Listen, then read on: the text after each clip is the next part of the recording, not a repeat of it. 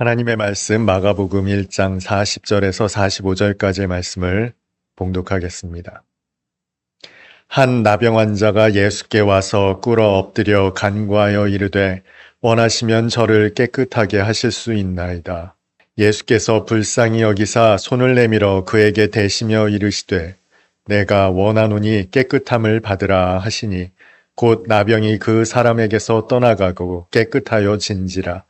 곧 보내시며 엄히 경고하사 이르시되 삼가 아무에게 아무 말도 하지 말고 가서 내 몸을 제사장에게 보이고 내가 깨끗하게 되었으니 모세가 명한 것을 드려 그들에게 입증하라 하셨더라. 그러나 그 사람이 나가서 이 일을 많이 전파하여 널리 퍼지게 하니 그러므로 예수께서 다시는 드러나게 동네에 들어가지 못하시고 오직 바깥 한적한 곳에 계셨으나 사방에서 사람들이 그에게로 나아오더라. 아멘. 설을 보내고 나니 이제 양력으로든 음력으로든 2025년 새해가 밝았습니다. 새해가 되면 사람들이 여러 가지 계획을 세우죠. 다이어트 혹은 운동. 그 가운데 또 믿음의 사람으로서 세우는 계획 중에 하나가 성경 통독입니다. 여러분들에게는 이 성경이 요즘 표현으로 넘사벽, 다가가기 어려운 책으로 여겨지실 거예요. 그런 마음을 가지신 분들이라면 이 통독하려고 시도해 보신 분들일 겁니다. 통독하려고 몇 번이나 시도해 보셨을 겁니다만 통독에 성공한 분들은 의외로 그다지 많지 않습니다. 그도 그럴 것이 1월 1일이 되면 아주 호기롭게 시작을 하죠. 그 처음은 창세기입니다. 이 창세기는 아주 재미있는 이야기들로 엮여 있습니다. 하나님께서 천지와 만물을 창조하신 이야기로부터 믿음의 조상 아브라함과 이삭과 야곱과 요셉에 이어지는 재미있는 이야기로 구성이 되어 있기 때문에 이만하면 읽을만하다 싶은 생각에 드디어 통독을 할 수 있겠구나 생각하신 분들이 계실 거예요. 게다가 이 창세기에 등장하는 여러 가지 이해하기 어려운 부분들도 있단 말이에요. 여러 가지 질문도 생기니 궁금해서라도 성경을 계속해서 읽게 됩니다. 그리고 이어지는 성경이 출애굽기예요. 이 출애굽기는 마치 무협지를 읽는 것 같아요. 한 주인공이 우여곡절 끝에 생명을 보존하죠. 갈대 상자에 담겨서 구원받은 한 아기가 이스라엘 백성을 구원한다라는 마치 무협지의 한 주인공의 성장 드라마와 같은 내용이 바로 출애굽기 전반부입니다. 그가 하나님의 부름을 받고 애굽으로 돌아가서 바로를 하나님의 권능으로 물리치는 이야기는 아주 재미있습니다. 그런데 그 재미있는 이야기가 홍해 도하를 기점으로 해서 조금 양상이 변하죠. 이제 원수가 없어졌어요. 물론 그 이후에도 전쟁 이야기가 나오긴 합니다만 아주 강력한 원수가 없어진 이 마당에 그들이 도착한 곳이 사막 한가운데입니다. 점점 지루해지는 찰나 율법에 관한 이야기가 등장합니다. 그래도 읽어봐야겠다 아주 열심히 고군분투하며 읽다 보면 이제는 청색, 자색, 홍색 실을 꼬는 이야기가 등장합니다. 이게 도대체 무슨 이야기인가 싶죠. 여기서부터 정말 힘듭니다. 그나마 32장쯤 가면 금송아지 사건이 등장해요. 여기서부터 좀 달라지나 싶은데 또 반복되는 회막 이야기가 등장하더라는 거예요. 어쨌건 시작했으니 끝까지 이를 악물고 40장을 마치면 레위기가 등장합니다. 그런데 여기서부터 정말 좌절 모드가 시작되죠. 온갖 제사 종류가 등장합니다. 우리는 제사도 지내지 않는데 성경에서 했던 이야기 또 하는 것 같은 계속되는 이 제사 이야기에 결국 점점 흥미를 잃어가죠. 이때가 또 2월 즈음입니다. 새해에 활기찼던 마음, 부풀었던 마음도 이제 사그라진 상태란 말이죠. 점점 성경 읽기가 어려워집니다. 그래서 많은 사람들이 이 레위기의 고비를 넘지 못하고 통독을 중단하는 일들이 벌어지죠. 사실 저는 막무가내로 성경 통독을 권유하지는 않습니다. 하루에 4장씩 읽으면 1189장 할 수 있습니다만 저는 그렇게 기계적으로 읽는 것에는 동의하지 않습니다. 그래도 안 읽는 것보다야 읽는 게 낫지 싶으신 분들도 계실지 모르겠습니다만 이게 어떤 마음하고 똑같냐면요. 내 자식 집에서 빈둥거리는 것보다 그래도 학원 가서 한자라도 듣는 게 낫겠지 싶은 것과 같아요. 아주 간혹가다 그렇게라도 읽는 것이 유효한 경우도 있겠습니다만 사실 이렇게 성경을 읽게 되면 나는 그래도 성경 일독했다. 괜한 자부심만 생겨요. 그 내용은 전혀 알지도 못한 채 글자만 읽은 것을 가지고 자랑하더라는 거예요. 글자만 읽는 성경 통독은 그래도 조금 지양되어야 하지 않을까 싶은 조심스러운 마음입니다. 많은 사람들에게 있어서 통독의 벽, 레위기라고 말씀드렸죠. 이 레위기가 사실 27장밖에 되지 않습니다. 그 가운데에서 1장부터 7장까지는 제사에 관한 이야기예요. 그리고 8장에서 10장까지는 제사장들의 위임식에 관한 이야기예요. 27장이라고 설명을 드렸는데 그 가운데 10장을 빼고 나면 레위기에 17장밖에 남지 않죠. 이 17장이 바로 율법에 관한 이야기입니다. 그러니 그 분량이 다른 오경에 비해서는 길지 않은 내용입니다. 그런데 여기에서 주목할 만한 내용이 있어요. 그다지 길지도 않은 17장의 일반적인 내용 중에 무려 13장, 14장, 116절에 걸쳐서 어떤 질병을 분별하는 내용이 그리고 이 질병을 어떻게 다루어야 하는지에 대한 내용이 등장해요. 116절에 걸쳐서 진단하는 이 질병 그리고 오늘 본문에 등장하는 예수께서 고치신 병이 바로 나병입니다. 사실 우리에게는 나병이라고 하면은 요즘에는 대한민국에서 나병 환자를 찾을 수가 아마 없을 겁니다. 그런데 이 나병 환자를 고치신 사건을 신약성경, 마태마가, 누가복음, 이 공관복음서에서 모두 기록하고 있어요. 게다가 병을 치유하신 단독 사건으로는 모든 공관복음서에서 가장 먼저 다루고 있는 내용이 바로 이 나병 환자를 치유하신 사건입니다. 여러분, 예수께서 나병 환자를 고치셨다면 그 환자에게 뭐라고 말씀하시는 게 일반적일까요? 너는 나를 따르라. 혹은 너는 가서 이 일을 전파하라. 이렇게 말씀하시는 것이 일반적으로 이야기하는 내용일 겁니다. 그런데 주님께서는 오히려 아무에게도 말하지 말라는 명령을 하세요. 게다가 나를 따르라고도 하지 않으시고 오히려 제사장에게로 가서 입증하라 그렇게 말씀을 하시죠. 물론 이것은 율법에 나타난 내용 그대로입니다. 그런데 이 예수님의 말씀 속에는 표면적인 내용 이상의 의미를 담고 있어요. 먼저 오늘 본문에서 나병이라고 지칭하는 이 나병을 조금 살펴볼 필요가 있습니다. 그런데 사실 이 나병은 나병이 아닐 수도 있습니다. 이 고대 사회에서 병을 진단할 수 있는 방법이 그렇게 많지 않다는 거예요. 열이 날 수 있겠죠. 기침을 할 수도 있을 겁니다. 혹은 출혈이 있을 수 있겠죠. 그 이외에 질병이 생겼다라는 것을 짐작할 수 있는 것이 별로 없습니다.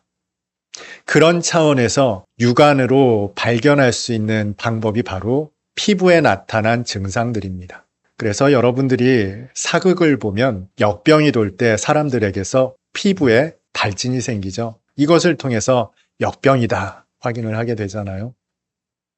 다시 말하면 레위기에 등장하는 나병을 진단하는 이 이야기들은 사실 질병을 확인하는 측면이 강합니다. 그래서 레위기 13장, 14장에 걸친 내용을 읽어보더라도 전염성과 진행성이 이 질병의 정함과 부정함을 결정하는 중요한 요소라는 거예요. 그런데 이 나병에 관한 유대인들의 인식은 우리와 조금 달랐습니다. 이 나병이 토라, 모세 율법에 기록되어 있단 말이에요. 유대인들에게 모세와 아브라함의 위상은 우리가 생각하는 것보다 훨씬 특별하죠. 그 모세 율법에 무려 2장에 걸쳐서 이렇게 길게 나병을 언급하고 있다라는 것만으로도 나병은 유대인들에게 혐오스러운 질병이었습니다. 나병뿐만 아니라 이 피부병 전반에 걸쳐서 유대인들은 심지어 이것을 아주 중범죄와 동일선상에 두었습니다. 그래서 이 피부병에 걸린 사람, 나병에 걸린 사람을 철저하게 격리했어요. 근처에만 있어도 부정하다 여겼던 것이 바로 나병, 피부병이었습니다. 레위기를 보시면 알겠습니다만 그런데 이 나병 치료 방법이 없습니다. 구체적으로 어떻게 치료하라라는 방법이 언급되어 있지 않아요.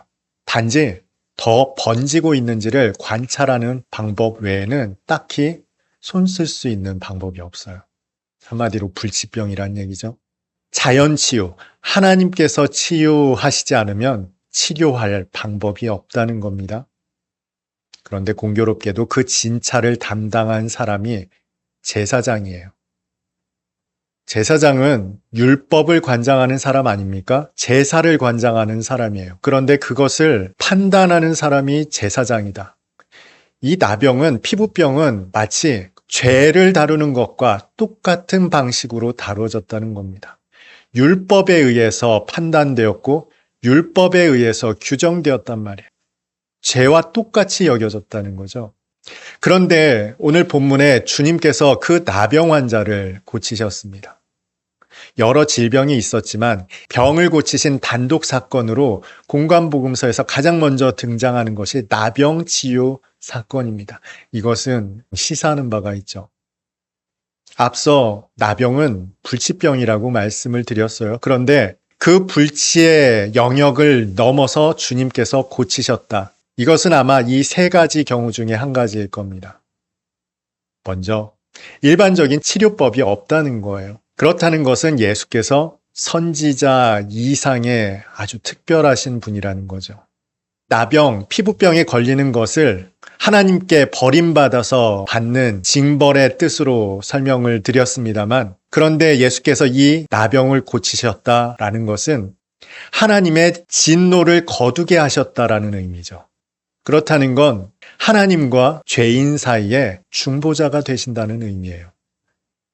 나아가 예수께서 이 나병 환자를 그 권능으로 고치셨다. 신적 권능이 아니라 예수께서 고치셨다라고 본다면 이것은 예수님이 하나님이시라는 뜻이죠. 죄를 없이 하셨다는 거예요. 죄가 없어졌으니 그가 나았다는 거죠. 오늘 본문은 단순히 예수께서 나병 환자를 고치셨다라는 차원을 넘어서 예수님이 어떠한 분이신가를 드러내는 내용입니다. 예수님은 선지자 이상의 분이라는 거예요. 하나님과 죄인 사이의 중보자이시며 무엇보다 예수께서 하나님 당신이시라는 차원의 메시지를 담고 있는 내용이라는 겁니다. 그 예수께서 나병 환자를 고치시고 하신 말씀이 이거죠. 가서 제사장에게 입증하라. 율법으로 확증하라는 겁니다. 이 사람은 분명히 구원을 받았잖아요. 그런데 그 구원받은 현실을 율법을 통해 입증하라는 겁니다. 율법으로 흠결이 없어졌음을 만천하에 선포하라는 거죠. 하나님의 구원이, 예수 그리스도의 구원이 아주 현실적이고 실제적인 구원이심을 율법으로 확증하라는 내용입니다. 여러분, 우리가 구원받았을 때 대단히 막연하죠. 우리에게는 어떤 증상이 있는 게 아니잖아요. 흔적이 있다거나 혹은 모세처럼 안광이 비쳐나는 게 아니란 말이에요. 구원이라고 써있지 않단 말이에요. 우리는 가끔 수련회를 갔다 오거나 부흥사경회를 거치며 감정적으로 고무되는 때가 있습니다. 그때는 마음속에 확증이 생겨요. 아, 나는 구원받았어. 아, 나는 하나님의 자녀가 됐어. 그런데 삶을 살다 보면 우리의 감정이 항상 그렇지만은 못하잖아요. 가라앉는 때가 있습니다. 그럴 때면 또 의심이 들어요. 우리에게 열매가 없거든요. 누가 임명장이라도 준다면, 수료증이라도 준다면 그것이 나의 방패가 될 텐데, 확실한 증거가 될 텐데 그렇지 못하단 말이죠. 나병 환자에게도 아마 똑같은 삶이 전개됐겠죠. 분명 뚜렷한 증거를 가지고 있지만 그의 일생은 그 특별한 사건에 비한다면 너무 깁니다. 어느 순간 그의 고무된 마음은 사그라질 겁니다. 팍팍한 현실 속에서 그때 그 고무됐던 기쁨은 사라지겠죠. 우리가 기억해야 할 것은 구원하신 우리의 구원이 마치 이 환자가 제사장에게 가서 입증받았던 것과 같은 뚜렷한 현실임을 직시해야 할 겁니다. 그런데 그 구원이 이 사람에게서 어떻게 일어났습니까? 이 사람에게는 자연치유 외에는 다른 방법이 없어요. 그저 시간을 두고 기다릴 방법밖에 없습니다만, 그러나 이 사람은 예수께 과감하게 뛰어들었죠. 이것을 믿음의 결단으로 볼 수 있습니다만 사실 그는 다른 선택의 여지가 없었다고요. 이렇게라도 해보자. 물론 모태신앙의 신앙생활을 영위해 오신 분들 계실 겁니다만 어떤 분들은 다른 선택의 여지가 없었을 거예요. 그 마지막 선택에서 교회 한번 가볼까? 그 아주 단순한 마음으로 교회 문턱을 넘어선 거죠. 그런데 이 모든 과정 속에서 가장 납득하기 어려운 측면이 바로 그가 주님 앞에 나와 무릎을 꿇었다는 거예요. 여러분, 똑같은 현상이 있습니다. 똑같은 실패가, 좌절이, 질병이, 고통이 있는데 어떤 사람은 신을 대적합니다. 고개를 뻣뻣하게 듭니다. 그런데 그 가운데 어떤 사람은 한없이 겸비하는 마음을 갖더라는 거예요. 사람에게 고개 숙이지 않는 것, 고개 숙이기 어려운 것이 인간의 교만 아닙니까? 인간은 좀처럼 숙이지 않습니다. 좀처럼 인정하지 않습니다. 이것이 인간의 본성이에요. 그런데 똑같은 상황 속에서 어떤 이들이 하나님 앞에 겸비하더라는 거예요. 저와 여러분은 하나님 앞에 겸비한 사람들입니다. 그래서 이 자리에 나와 예배를 드리고 있어요. 여러분 인생 속에서 이것이 가장 신비로운 일입니다. 내가 가진 지식, 확신, 이것을 꺾고 굽힌다는 것. 단순히 권력 때문이 아니라 내 의지를 꺾어 누군가에게 굽힌다는 것. 타인의 그 무엇을 받아들이고 수용한다는 것은 애초에 교만한 인간, 죄인된 인간에게는 불가능한 일이에요. 그런데 저와 여러분은 많은 사람들의 확실한 신념, 그것이 무신론이건 이신론이건 그 어떤 신념을 꺾고 유일하신 하나님에 대한 믿음을 고백하고 그 앞에 겸비했다는 것이죠. 이것이 우리 인생에 있어서 가장 신비로운 일입니다. 나는 왜 이 시간에 나와 예배를 드리고 있는 걸까? 오늘 본문에 등장하는 나병 환자가 구원을 받는 이 여정 속에 가장 놀라운 일은 그가 인파를 뚫고 주께 나와 주님 앞에 무릎을 꿇었다는 겁니다. 여러분에게 많은 기도의 대상자들이 있을 거예요. 그 사람들 중에는 믿음을 갖기를, 예수 그리스도를 영접하기를 간절히 바라는 마음들이 있을 겁니다. 그것이 왜 어렵습니까? 자신의 신념을 꺾고 예수 그리스도를 수용한다는 그 자체가 인간에게 있어 불가능에 가까운 일이기 때문에 그렇습니다. 이것이 바로 우리가 말하는 은혜입니다. 은혜는 다른 것이 아니에요. 인간이 하나님 앞에 겸비하게 되는 것, 나를 꺾어내고 하나님 앞에 무릎 꿇게 되는 것, 이것이 바로 은혜입니다. 이 대한민국에 고개를 뻣뻣하게 세운 수많은 사람들에게 하나님의 은혜가 임하였으면 좋겠습니다. 그래서 그들이 겸비하여 하나님께 나아와 예배하는 일들이, 하나님께 간구하는 역사가 여러분의 주변에서 나타날 수 있었으면 좋겠습니다. 사람들의 반대를 무릅쓰고 인파를 뚫고 주께로 나오는 오늘 본문의 기적과도 같은 일이 여러분의 일상 속에 여러분의 이웃들에게 일어날 수 있기를 주님의 이름으로 축복합니다.